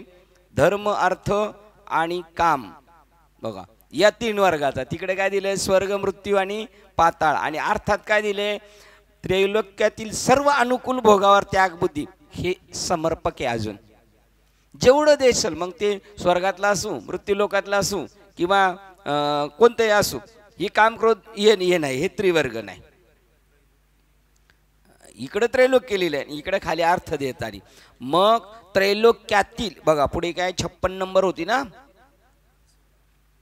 हा त्यांनी लिहिले इकडे 56 नंबर होती का? किती नंबर होती? 56. उठले ने वैराग्य जेने हा त्रिवर्गू सांडणे. हा त्रैलोक्य नाही, इथे त्रिवर्गू म्हणजे यांनी दिले काम क्रोध आणि अजून काय दिले? धर्म अर्थ आणि काम. परंतु त्रिवर्ग म्हणजे तिन्ही गुणात खेळणारे जे बी तुमच्या दृष्टीत पतीला येईल जगातले यच्च यावत गोष्टी, बस त्रिवर्गू म्हणजे त्याच्यामध्ये आलं. हा त्याप्रमाणे ते जैसे व मुनी असुनी आत्ताची गेले. कुत्र्याच्या उलटीकडे पाहिल्यानंतर कोण लाळ गोळील तसं वैराग्य झालं. वाईने हॅट याचं काय, याच्याबद्दल काय असं वाटलं पाहिजे. कुठं दिले? तिकडे दिले. हा इकडे स्वर्ग मृत्यू पाताळ पण दिले, करेक्ट. आणि धर्मार्थ काम पण दिले. म्हणजे या तिन्ही लोकांबद्दल नाही, म्हणजे स्वर्ग मृत्यू आणि पाताळ म्हणजे यच्च यावत भोगाबद्दल. यच्च यावत भोगाबद्दल त्याला त्याच्यामध्ये गोडी राहणार नाही, अट्रॅक्शन राहणार नाही. मग देहाची म्हणजे अर्जुना पदार्थ मात्रा, बघा पुढेचे म्हणजे अर्जुना पदार्थ मात्राबद्दल अशा तऱ्हेचा वीट उत्पन्न करणारा वैराग्याचा दांडगा जोर असावा लागतो. मग देहाची अहंतारूपी म्यान वैराग्यरूपी खडगावरून एकदम काढून, बघा देहाची अहंतरूपी म्यान, ही म्यान आहे ना आतमध्ये कोण आहे? वैराग्याचं रूपी ज्ञान रूपी वैराग्य रूप ज्ञान खडगावरून एकदम काढून देहांतेचा त्याग करून हे विचारवंत प्रत्येकात्मारूप बुद्धिरूपी हातात घ्यावे. बघा सगळ्यांमध्ये चैतन्य रूप पाहावं, सगळ्या प्रत्येक आत्मा बुद्धी हातात घेऊन, म्हणजे मी ब्रह्म आहे आणि मी देह नसून जे जे पुढे घटना येईल त्याच्यावर तो वैराग्य, हे नको हे नको याची मला इंटरेस्ट नाही. म्हणजे भक्ती ते नमन आणि वैराग्य तो जी बी गोष्ट होईल त्याच्याबद्दल. 58 बघा मग देहांतेचे नि बळे सांडुनी एकेची वेळे प्रत्येक बुद्धी करतळे हातावसवे. मग त्याच्यामुळे त्या हातामध्ये बुद्धीमध्ये त्याच्या विचार हे डोक्यात फिट आहे, म्हणजे बुद्धीमध्ये म्हणजे हातामध्ये सांगितले, पण बुद्धीमध्ये फिट झालेले आहे मी देह नसून देह अंतेचा त्याग करून विचारवंत मी आत्मा आहे आणि जगत आत्मा आहे असं त्यांनी डोक्यात ठेवलं. मग ते खड्ग विवेकरूप सहानेवर पाजळून त्यास अहम मी ब्रह्म आहे या बोधाची तीक्ष्ण अशी धार लाभावी. मग त्यास पूर्ण अद्वैत बोधरूपी पाणी द्यावे. जसं ते याला धार लावताना जसं पाणी द्यायचं तर अद्वैताचं पाणी द्यायचं आणि मी ब्रह्म आहे या बोधाच्या तीक्ष्ण अशी धार लावावे आणि विवेकरूपी सहानेवर सारखं ती पाजळ ठेवायची. इतके झाल्यावर ते खड्ग बघा आता एवढं झालं, धार लावून ठेवले शस्त्र, नुसतं उपयोगाचं नाही, धार लावून ठेवलेले शस्त्र परत वेळ पडले का बाहेर काढलं. इतके झाल्यावर ते खड्ग आत्मनिश्चयरूपी मुठीच्या बळाने हातात घेऊन 1-2 वेळ फिरून आजमावून पाहावे. मग शुद्ध मनन पूर्ण होईपर्यंत तोलून धरावे. पूर्णपणे ते आजमून बघावे, अरे याचा उपयोग हा याने आपल्याला जिंकता येईल संसार वृक्ष. मग पूर्ण त्याचं आजमावून पाहून शुद्ध मनन पूर्ण होईपर्यंत तोलून धरावे. जोपर्यंत आपण फायनल स्टेपला जात नाही, डिस्चार्ज पर्यंत येत नाही, तोपर्यंत औषध उपचार वगैरे सगळं कंटिन्यू ते चालू ठेवायचं. नंतर ज्ञान खड्गाचे व आपले निधिध्यासाने ऐक्य झाल्यावर, बघा ज्ञान खड्गाशी चालवणाराचं काय झालं पाहिजे? ऐक्य झालं पाहिजे. ऐक्य कशाने होणार आहे? निधिध्यासाने, नुसता ध्यासने. आंतरिक ध्यास मला ते झालं पाहिजे, मला ते झालं पाहिजे असं म्हणता म्हणता ते शस्त्रस्थ होऊन गेला. ज्ञानदेव मंत्र शस्त्रच झाला. मी ब्रह्म आहे, मी ब्रह्म हे शस्त्र होता. नंतर ज्ञान खड्गाचे व आपले निधिध्यासाने ऐक्य झाल्यावर मग आपल्या पुढे घाव मारण्यापुरता सुद्धा तो द्वैतरूपी वृक्ष उरणारच नाही. मग त्या मिळालेल्या ज्ञानाशी जेव्हा आपण समरस एकजीव, त्यावेळेला त्या ज्ञानाने आपण एकजीव झाल्यानंतर पुढे आपल्याला दुसरी पार्टी शिल्लक राहणार नाही. आणि मग पार्टी नसल्यानंतर जर तलवार अशीच वाऱ्याने फिरवीत राहिला तर लोक म्हणतील याला कुठे घेऊन गेलं पाहिजे, ठाण्याला हॉस्पिटलमध्ये नेलं पाहिजे, मग मेहनत ठेवून द्यायची. नंतर ज्ञान खडगाचे वापले निधिध्यासाने ऐक्य झाल्यावर मग आपल्या पुढे घाव मारण्यापुरता सुद्धा तो द्वैतरूपी वृक्ष उरणार नाही. ते आत्मज्ञान रूपी शस्त्र अद्वैत प्रभेच्या वाढीने म्हणजे तेजाने बहुरूपी वृक्षास कोठेही अजिबात उरू देणार नाही. जिथं जाणार तुमची दृष्टी तो जयाकडे पाहे तेव्हा ती सुखाची सृष्टी होईल. तो म्हणे ते आणि अशीच त्या भागवत मध्ये कोणती वेळे तो जिकडे पाहतो तिकडे हरिरूपच त्याला दिसू लागतं. चला जे जे दृष्टी दिसे मग कोणावर शस्त्र चालवणार तो. शरद ऋतूच्या सुरुवातीला वारा ज्याप्रमाणे आकाशातील सर्व अभ्राचा केर कचरा नाहीसा करतो बघा, अथवा सूर्योदय झाल्यावर सर्व अंधार जणू घोट भरून नाहीसा केला जातो. उदय झाल्यानंतर थोडा सुद्धा अंधार शिल्लक राहत नाही. आणि उन्हाळ्यात जो वारा सुटतो सगळी वावटळ उडून घेऊन जातो. किंवा एवढा अंगामध्ये वार या देवाचे वर्ता असे बघ अंगी प्रेमाचे फेफरे, अंगात कशाचे प्रेमाचे फेफरे. आणि ते फेफरे झाल्यानंतर त्याला दाबून ठेवायला सांगितलं, दाबून गप गप तरी पण ते गुरु करीते वेडे चाळे का चारे चाळे. पहा तुकया भुंकविले, हे तुकाराम महाराजांच्या ज्ञानाने असं आलं. किंवा जागे होण्याबरोबर स्वप्नातील गोष्टीचे ठाव ठिकाणाही उर्वरित राहत नाही जागे झाल्यावर. त्याप्रमाणे आत्मानुभवरूपी धारेचा प्रहार केला तर त्याप्रमाणे आत्मानुभवरूपी कशाचा आत्म्याच्या अनुभूतीचा जर प्रहार केला तर त्याच्या तिखटपणामुळे संसारूप तरुचा नाश होतो. हसायला ती काय झाले. मग संसारूपी तरुचा नाश होतो. त्याच्यावर त्यांनी वार केल्यानंतर संसार राहत नाही शिल्लक. त्यावेळेस ते त्याचं होतं, आपलाच काही होणार नाही. आपण काय तसं डोक्यात विचार घ्यायचा नाही. आपलं आहे ते चाललंय ते बरं चाललेलं आहे की नाही. त्यावेळेस करायचा नाही. ते हे म्हणतील का करायचा नाही तसाच विचार करायचा. त्यावेळेस ज्याप्रमाणे चांदणे पडल्यावर त्यात मृगजळ दिसत नाही.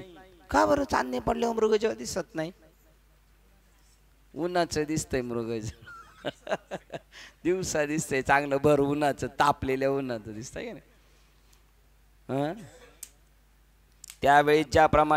त्यावेळेस ज्याप्रमाणे चांदणे पडल्यावर त्यात मृगजळ दिसत नाही त्याप्रमाणे मग आपल्याला तसं दिसणार नाही. त्याप्रमाणे त्याचं नाव आला शीतळ शांतीचा वारा. त्याप्रमाणे संसार रूपी वृक्षाची वरची व खालची मुळे अथवा खाली वाढलेला सर्व विस्तार ही नाही तशी बाधित झाल्याने मुळीच दिसणार नाही. मग कुत्री मांजरे गाढव दिसणार नाही म्हणून त्यांना गाढव दिसलं नाही. आकाराने जरी दिसलं तरी ते तंतूच आहे असं त्यांना दिसलं. आकारावर ते पाहत बसत नाही. आकाराशी कैसा ठाव.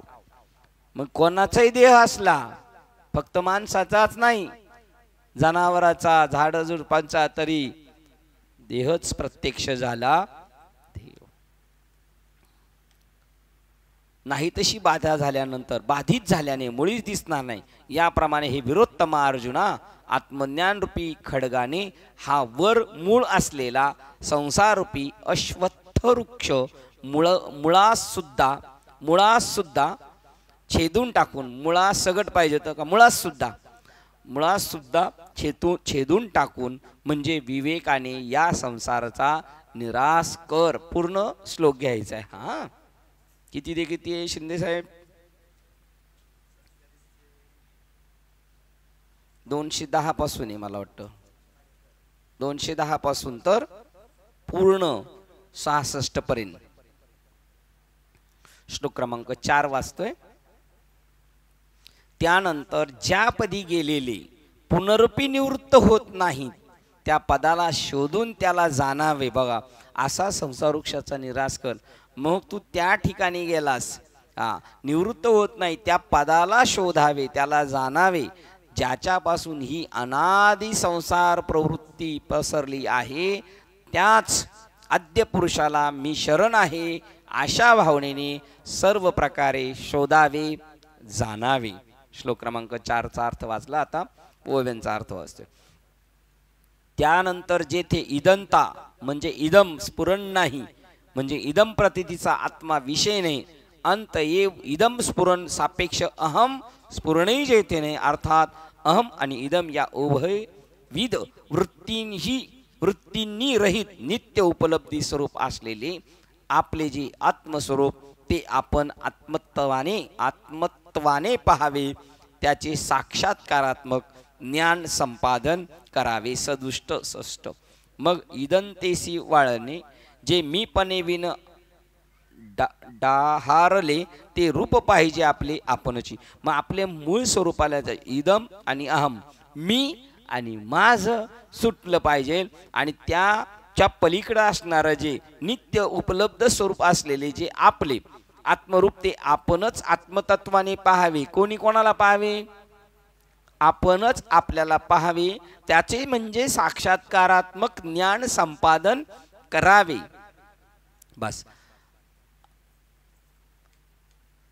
ऐक ज्ञानाचे लक्षण. ज्ञान म्हणजे पाहावे आपणासी आपण, आपणच आपल्याला पाहणे, त्याचं नाव आत्मज्ञान. आत्मज्ञान म्हणजे काय? सोपा सुटसुटीत अर्थ, आपणच आपल्याला पाहणे, त्याचं नाव आत्मज्ञान. असं काय? मग आम्ही रोज आरशाच्या पुढे जाऊन पाहू, म्हणजे आत्मस्वरूपाने आत्मस्वरूपाला पाहणे. आणि म्हणून म्हणतात जावे त्याच्या वंशा. ज्या वेळेला सद्गुरूकडून असा बोध होईल ते चैतन्य तू आहे तेव्हा तुला चैतन्य कळेल, तू ते होशील तेव्हा तुला ते कळेल. परंतु बघा लगेच उदाहरण दिलं. परंतु समोर आरसा उपाधी घेऊन एकाच मुखास दुसरे म्हणजे स्वभिन्न करून बिंब व आरशातील प्रतिबिंब असे द्वैत भावाने अज्ञानी लोक आपलेच मुख आपण पाहतात, तसे हे आत्मस्वरूपास दृश्य द्रष्टा रूपाने द्वैत भाव करून पाहणे नको हो. म्हणजे एवढी येडपट आहेत ना, येडपटांना सगळं विस्तार करून सांगावं लागेल ना. गुडघ्यात मेंदू गेल्यावर एवढं सांगावं लागतंय, नाही तर सांगावं लागणार नाही. त्यांनी आपणास आपण पाहणे म्हणजे जाऊन आरशा पुढं बघत बस आणि आरशातच बघायचं. हे नरा तू बुद्धी दर्पणी ब्रह्मरवीची. म्हणजे पहिला काय घ्यावं लागेल? आरसा. आपणच कशी आहोत हे आपल्याला माहित नाही, आपण कशी आहोत हे आपल्याला माहित नाही. मला एका जुन्या महात्म्यांचा कीर्तनकारातला वाटला. ते म्हणले एक म्हातारी म्हणली आरसा घ्यायला गेली आणि ती म्हणली मला असा आरसा दाखव मी जशी पहिली होती तशी दिसली पाहिजे. आता त्याने आरसा दाखवला. ते म्हणले हे मी अशी नाहीच आहे, मी कशी होती पहिली. मग आरसा काय दाखवतो? आहे तसं दाखवतो. आणि आहे जो त्या आरशा समोर जातो त्याला तसं. त्याच्यानंतर एकाने काय केलं, तो किती मंदाड असेल बघा, म्हणजे याच्यात दृष्टांत पण कसं आहे. एकाने काय केलं, एक पुरुष मनुष्य होता पण त्याला सारखं स्वतःला बघायला बरं वाटायचं. आरशात बघ, गाडी बसून झालं तर आरशात बघ स्वतःला. मग त्याने आरशात घेतला आणि रोज बघायचा. त्याला माहीत नव्हतं आणि तो परत तो पेटीत ठेवून द्यायचा. मंडळी म्हणली हा काय बघतोय कोणाला बघतोय काय माहिती सारखा. म्हणून मग मंडळीने जाऊन आरसा उचकला तर त्याच्या दुसरीच बाई दिसली. ही गडबड आहे काय? आता गडबड कोण होतं? आरशात कोण जर जो आरशा पुढं जाईल त्याला तो म्हणजे ह्या एडपटांनी कधी आरसा बघितला असा मंदाडा असेल का एखादा कोणी, पण आत्मरूपी आरसा कोणीच बघितला नाही. असले मंदाड आहेत हे त्यांना सांगायचं. आणि ज्यांनी पाहिला तो गदगदून हसे, कारण त्याला काय दिसलं? स्वतःला दिसलं. पण ते माकडासारखं होईल यांचं. हे आरशे सांगले माकडासारखं. त्यांनी वरून पाहिलं नदीत कोण पडले? दुसरी माकडं पडली आणि ते आपल्याला हे करतात म्हणून त्यांनी उडी मारली. अवचित सिंहा आपुले प्रतिबिंब नेनता सिंह कुहा घालीला उचित आता. हा त्याच वेळेला अनंताने येऊन असं धरलं, थांब कशाला उडी मारतो, नाही तर सिंह अटकला असता का नाही विहिरीत जाऊन. किती नंबर 68. परंतु समोर आरसा उपाधी घेऊन एकाच मुखास दुसरे म्हणजे स्वभिन्न करून बिंब व आरशातील प्रतिबिंब असे द्वैत भावाने अज्ञानी लोक आपले मुख आपणच पाहतात. तसेही आत्मस्वरूपास दृश्य द्रष्टा रूपाने द्वैत भाव करून पाहणे नको. ते दृश्य आणि हा पाहणारा तसं पण नकोय. दृश्यच द्रष्टा झाला पाहिजे. आपल्या समोर जे जे येईल ते मी झालो, जे जे भेटे ते वाटे मी आईसे बघ, जो जो भेटेल तो. असं तो वेगळा मी वेगळा नाही. मी यांना पाहिलं तर मला काय वाटलं पाहिजे, हे कोण आहेत, हा मीच आहे असं वाटलं पाहिजे. अर्जुना, आपल्या आत्मस्वरूपाचे पाहणे असे आहे की ज्याप्रमाणे विहिरीत न उकरताना उकरण्यापूर्वीच तिच्यात असलेला झरा आपल्या उगमाच्या ठिकाणी भरलेलाच असतो बघा, तेव्हा व्यक्त झाला नाही तरी स्वस्वरूपाने असतोच. विटा माती काढायच्या अगोदर त्या आधी नदीच्या त्या जमिनीच्या खाली जसं पाणी आहे त्या यायचे, काढलं ओपन केलं तरी आहे आणि नाही केलं तरी मग आपल्याला कळालं तरी आहे, आणि ज्याला नाही कळालं तो सुद्धा कोण आहे, ते पण भूत परमात्माच आहे. किंवा पाणी आटल्यावर त्यातील प्रतिबिंब मुख्य बिंबाशी जसे ऐक्य होते, किती दृष्टांत लगेच फिरवला. पाणी जमिनीत गाडलेले दिसत नसलं तरी आई अजून एका ठिकाणी सांगतात, घर झाडात पाणी जमिनीत पाणी आहे का नाही हे झाडाच्या टवटवी उत्पन्नावरून दिसलं नाही तरी आहे. त्याप्रमाणे आता दृष्टांत काय फिरवलं त्यांनी, वरून सूर्याचं प्रतिबिंब पडले आणि पाणी आटून गेलं डबक्यातलं, म्हणजे सूर्य संपला का, म्हणजे देह नसताना सुद्धा उपाधी नसताना सुद्धा आपण आहोतच. किंवा पाणी आटल्यावर त्यातील प्रतिबिंब मुख्य बिंबाशी जसे ऐक्य पावते, पाणी आटल्यावर, आणि पाणी आटलं नाही तर तरी सुद्धा ते तिकडच ऐक्यालाच आहे की नाही. अथवा घट फुटल्यावर जसे घटातील आकाश महद आकाशास मिळते, घट फुटला मडक माहितीचं का ते आकाशाला जाऊन मिळतं, आणि त्याच्या अगोदर ते मडक्यात होतं है की नाही. म्हणजे असा काका नाना सरनात होता, तो काका नाना होता का, ते आकाशच होतं, पण काका नाना हे जसं मध आकाश आणि घटा आकाश मध आकाश तसं हे नाव पडलं त्याला. घटाची खापर्या घट भंगलिया फोडिल्या, मग मध आकाश हा पैसा मिळत असे तिथे, तिथंच पोचलेले आहे ते. किंवा जळणारी लाकडे पूर्णतया नाहीशी झाल्यावर त्यातील अग्नी जसा मूळ स्वस्वरूपी परतून लय पावतो. हे दृष्टांत अग्नी कशात आहे,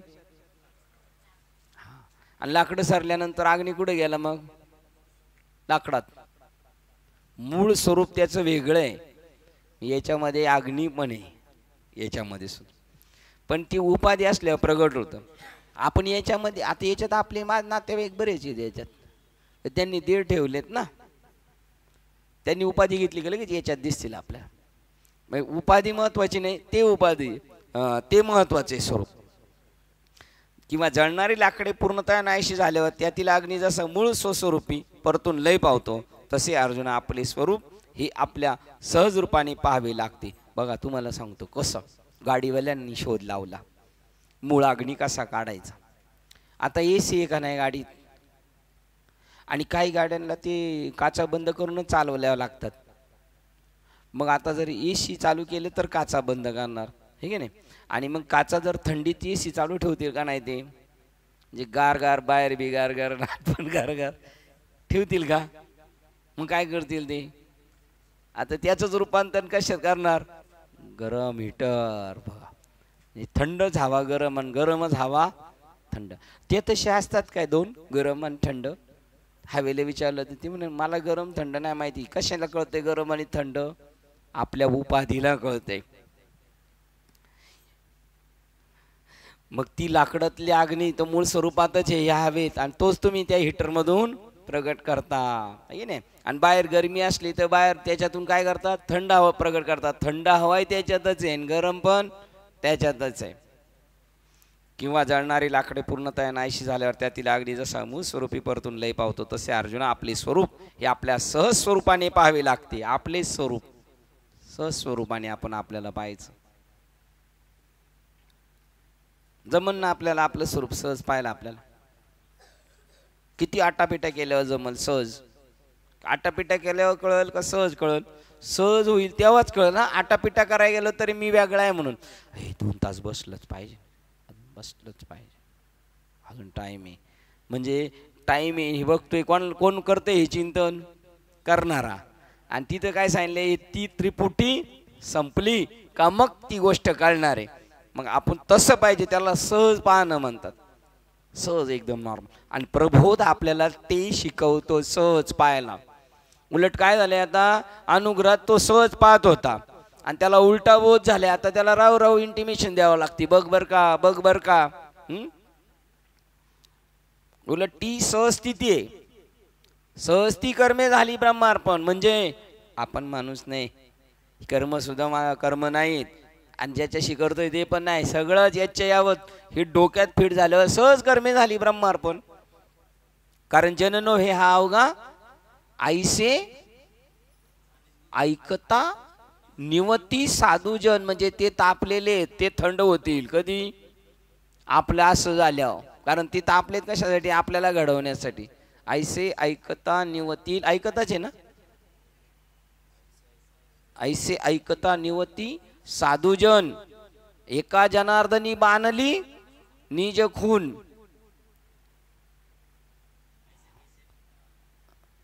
झाली संध्या, संध्या माझा गेला.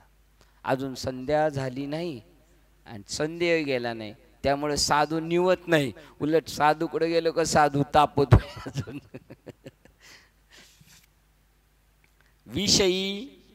विषय आणि विषयी भाव रहित. बघा, विषय आणि हा विषयी हा भाव रहित, संशय रहित, सत्ता स्वयंप्रकाश आत्मा आहे. ही सहज आहे. पाणी हा विषय, पाणीच मी आहे, मला पाणी पाहिजे नाही, मीच पाणी. विषयी विषय भाव रहित, संशय रहित. हे काय? टोटल ओतप्रोत चैतन्य. सत्ता स्वयंप्रकाश आत्मा आहे. त्याला कोणी घडवला नाही, घडविला नाही, बैसविला. जिभेने आपली स्वतःची चव चाखून पाहावी. आपणच आपली चव घेऊन पाहावी. किंवा डोळ्याने आपले बुबुळ पाहावी. कसे पाहणार?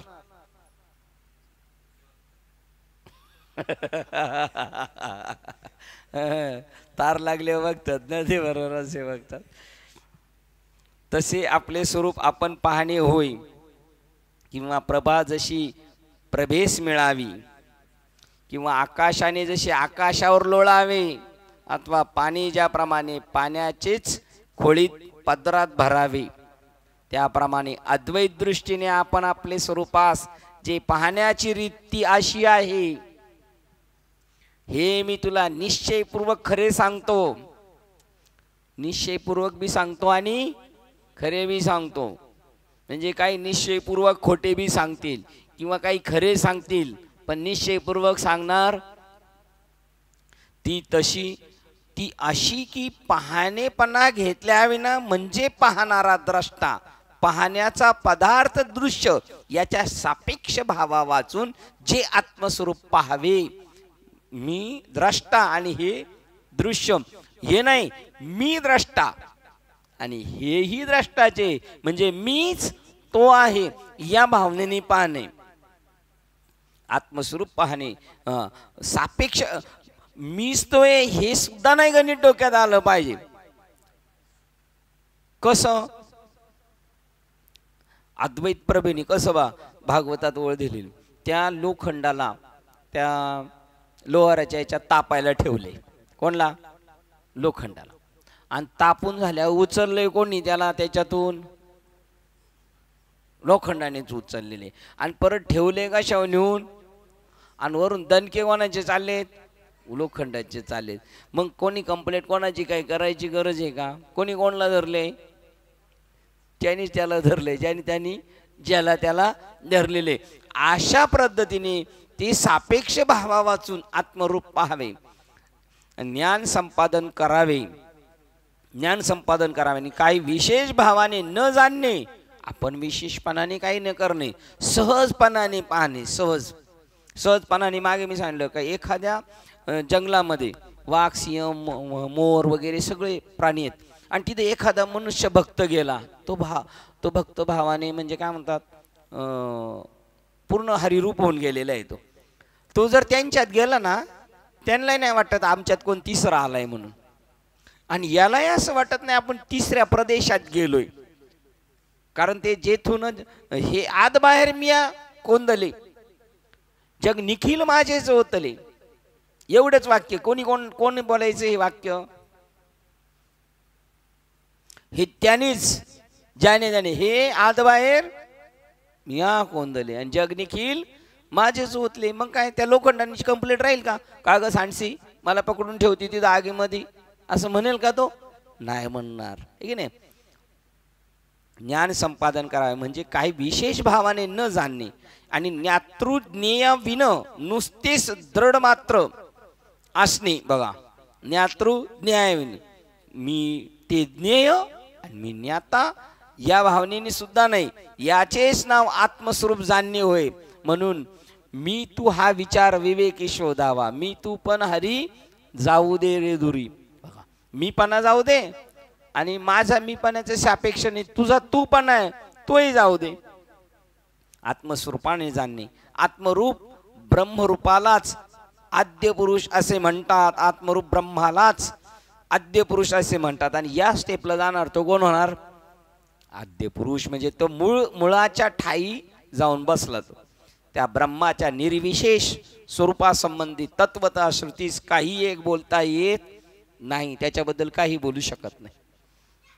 पण त्याच्या ठिकाणी माया उपाधीचा व जगत कारणात्वादिक उपाधी गुणाचा आश्रय वा साह्य घेऊन श्रुती जिभा उभवते, वर्णन करण्यास प्रवृत्त होते, मग नाम रूपाचा व्यर्थ गलबला करते. असो. बघा, ही शास्त्र काय करतात?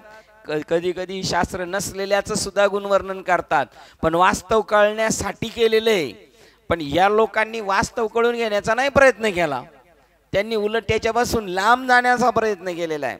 उगाच बघा ना. पण त्याच्या ठिकाणी माया उपाधीचा व जगत कारण तत्वाधिक उपाधी गुणाचा आश्रय व साह्य घेऊन श्रुती जिभा उभवते, म्हणजे वर्णन करते, वर्णन करण्यास प्रवृत्त होते, मग नाम रूपाचा व्यर्थच गलबला करते. हे वेगळं ते वेगळं, हे नाम आणि हे त्याचं रूप. परंतु अशा आत्मस्वरूपाच्या ठिकाणी प्राप्त होण्याकरता स्वर्ग व संसार यांना कंटाळून जे मुमुक्षु पुन्हा स्वर्गास वा संसारास माघारी येणार नाही, अशा पैंजेने योग व ज्ञान यांचा आश्रय करून निघाले. ते असे की संसाराच्या हातावर हात मारून त्याच्या पुढे ते वैराग्य संपन्न ज्ञानी धूम ठोकीत पळत असता कर्माने प्राप्त होणारे अत्यंत मोठे अंतिम ऐश्वर्य किंवा जे ब्रह्मपद सत्यलोक हाच कोडी कडा ओलांडून मागे टाकतात.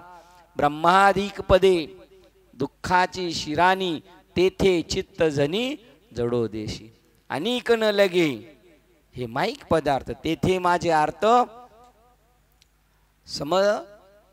काय पुढचं समचरण दृष्टी विटेवरी साजरी तेथे माझी हरिवृत्ती राहू. मग हे सगळं मोठाली कामं आहे, ते सगळे ते काय ते मोठं बी नाही छोटं नाही, ते येडे लागलेत कामाला. मला त्यांचं सगळं कळालेलं आहे घरी बसून. तू का म्हणे त्यांचे कळले आम्हा वर्म आणि त्यांचे कर्म बी आणि त्यांचे धर्म बी काय आहेत नाशिवंत. काय अनुभव आहे तुकारामांना. मला जे जेवढं काम सांगितलं तेवढंच मी माझ्या गुरूंनी सांगितलेलं तेवढं करतो. तिथं राहू दे बाबा, मला इकडे भरकटवू नको. थांबू, उगच पळत सुटणं काय उपयोगाचं नाही. अशा स्थितीत बघा ते ब्रह्मपद नको म्हणतात, सत्यलोक नको म्हणतो. सत्यलोक पाहिजे काय? स्वर्ग पाहिजे तुम्हाला? ब्रह्मलोक कैलास शिंदे काही नको वाटत. आणि कन लगे माईक ब्रह्मलोक माईक कैलास माईक स्वर्गलोक हे लई शहाणे झालेले दिसतात. मग शहाणा तो धनी घेतो येथे, शहाणा तो धनी. घेत असे का घेतो येथे? घेत असे, घेतो येथे. मग येडे लोक थोडी घेणार आहेत. घेतो येथे, बरोबर. येथे शहाणा तो येत असे. काय असेल त्याची ब्रह्मपद नको म्हणतो म्हणलं. इथं पदासाठी कशी हा पक्ष बदलला का त्या पक्षात, त्या पक्षातून त्या पेक्षा टनाटन माकडासारखा उड्या मारायच्यात काम चालू आहे आणि हा म्हणतो नको. का बरं? ही असं वैराग्य निर्माण. अशा स्थितीतही वैराग्य किंवा ज्ञान संपन्न आपण आहोत अशा तऱ्हेचा सूक्ष्म अभिमान सापडले पाहिजे. त्याला अभिमान नाही राहत. मी लय ज्ञानी आहे, आपल्याला लय वैराग्य आहे, हेच त्याच्या बुडण्याचं कारण आहे. एवढे असून त्याच्याकडे कोणत्याही प्रकारचा गचा बाधा नाही त्याला. अशा स्थितीत वैरागी किंवा ज्ञान संपन्न आपण आहोत अशा तऱ्हेचा सूक्ष्म अभिमान अहंभावर आणण्याचा संभव आहे. सागराला जाऊन भेटलेली ती लाट गंगा, तिला आता वाटेल का मी पुण्यवान आहे, मी काशीची गंगा आहे? चाल का काशीची गंगा. ती समुद्र मध्ये चल चल परता सर माग हो. त्या सर्वांचाही झाडा देऊन ते विचारवान मुमुक्षू आपल्या मूळच्या घराप्रत म्हणजे निज स्वरूपाप्रत प्राप्त होण्याकरता दाखला घेतात. आणि हे येडे टोंगळच्या टोंगळ मोठे सगळे, त्यांना कशाचा अभिमान आहे ना? आपल्या स्वतःचा अहंभाव आहे ना. आपल्याकडे वैराग्य आहे. मिले ज्ञानी, मिले जुना, मिले नवा. हे सगळ्यांचं शेवटी काय होणार आहे? शेवटी राखत होणार आहे त्यांची. जर कळालं नाही तर आंबावर शिल्लक राहील नाही राहत. 80ला थांबतोय आपण. ज्या निज स्वरूपापासून एवढा विश्व परंपरेचा वेल वाढला आहे, ज्या निज स्वरूपापासून.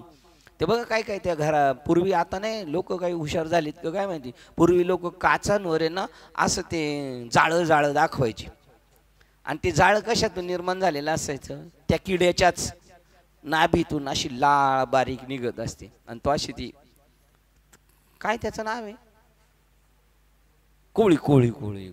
आणि तो त्याच्यातच अटकून त्या जाळ्यात राहतो. बघा त्याप्रमाणे हे सगळं कारण त्या ज्या निज स्वरूपापासून एवढा विश्व परंपरेचा वेल वाढला आहे असे सामान्य शास्त्र किंवा लोक म्हणतात. परंतु ते म्हणणे व्यर्थ आहे. बा आता हे आत्म्यापासून निर्माण झाले जे झालेच नाही काही असं त्यांना म्हणायचंय.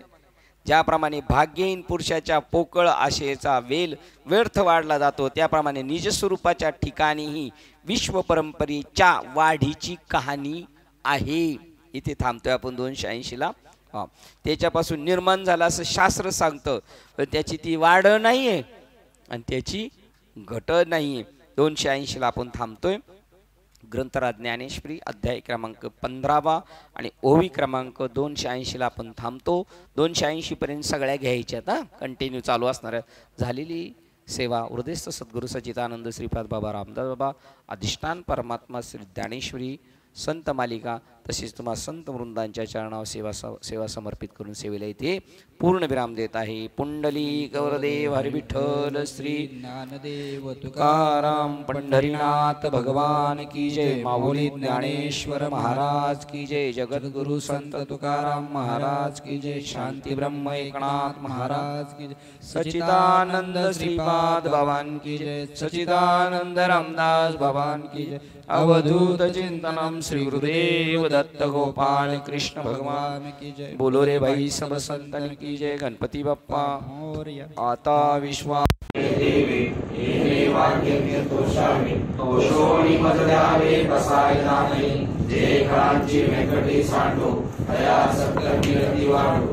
भूता फ्रस करे जळो मैत्र जीवांचे दुरितांचे दिव्य जावो. विश्व स्वधर्म सूर्य पाहो. जो देवांची तो तिला हो प्राणी जात. वर्ष सकळ मंगळी ईश्वर निष्ठांची मांदी आली. अनवर्थ मंडळी भेट तुला होता. सला कल्पतरुचे आरोप चेतना चिंतामणीचे गाव. बोलतेचे आरंभ दिवसांचे चंद्रमेचे आरांचन. मातंडचे तापहीन ते सर्वाई सज्जन स्वैरे होतु. किंबहुना सर्व सुखी पूर्ण होनी ती लोकी. भजितो आदि पुरुषी अखंडित आणि ग्रंथोपजीवी विशेष लोकीय दृष्टादृष्ट विजय भाविजी एतमने श्री विश्वेश्वराहो आहोरी दान पसाहो येने वै ज्ञान देव सुप्या झाला येने वै ज्ञान देव सुप्या झाला येने वै ज्ञान देव सुप्या झाला. ओम शांती शांती.